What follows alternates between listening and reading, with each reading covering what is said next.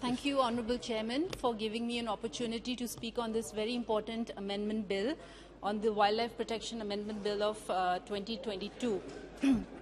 The Centre has proposed an amendment in the Wildlife Protection Act 1972 to enforce provisions of an international convention to prevent trade in endangered species, but the changes which it intends to introduce in the existing law may by default do more harm than good, as certain experts have flagged how it would allow commercial trade in live elephants and even reduce the protection of certain species such as Asiatic jackal, the striped hyena and the Bengal fox.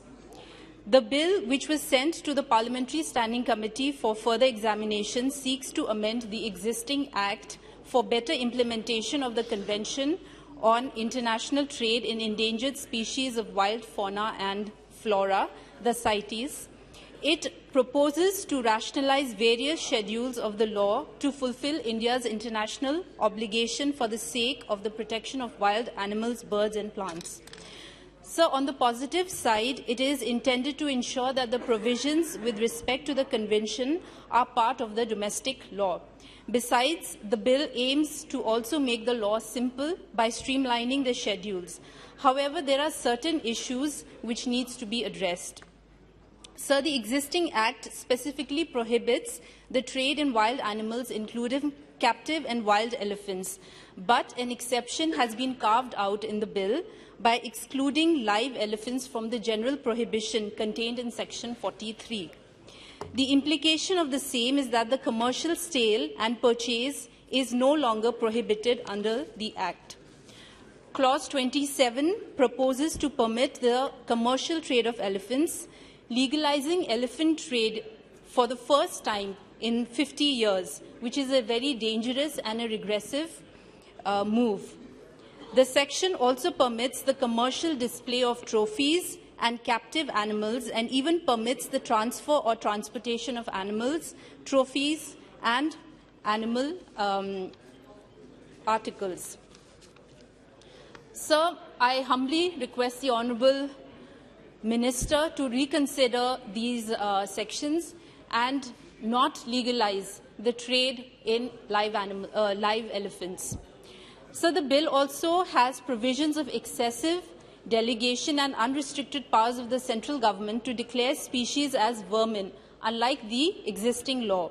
Once a wild animal is declared as vermin, it enjoys no legal protection and has the same status as domestic animals.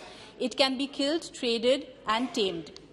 Species such as the civets, the common fox, jackal, martens, Andaman wild pig, among others, cannot be declared as vermin under the Act in view of the statutory protection. However, as the bill amends Section 62 by stating that only species listed in Schedule 1 cannot be declared as vermin, while species listed in Schedule 2 can be declared as vermin. Schedule 2 in the bill includes the striped hyena, the Andaman wild pig, the Indian fox, Bengal fox, jungle cat, Asiatic jackal, among other species, which, if declared as vermin, can pose serious threat to their existence in the wild. So we live at a time where we are threatened by climate change and ecological devastations, and it is a time where more species must be included in the first schedule.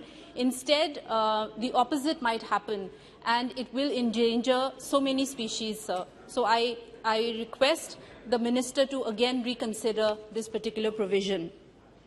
Please conclude. Sir, just one last point. There are also apprehensions that the State Board for Wildlife would be rendered defunct by the proposed amendment. It is said that the bill intends to replicate the model of the National Board of Wildlife and its Standing Committee.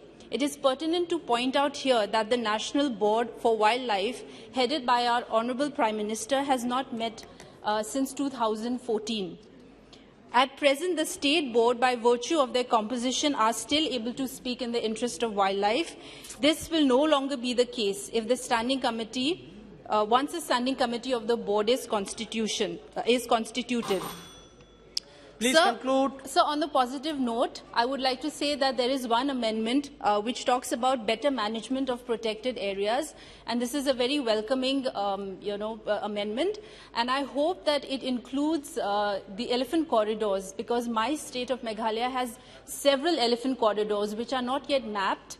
And I hope that when you are saying that the amendment will improve the management of protected areas, it would include better mapping of corridors and better management, so that the human, animal conflicts that take place are also drastically reduced. With these few words, I would conclude my speech. Thank you. Navneet Rana.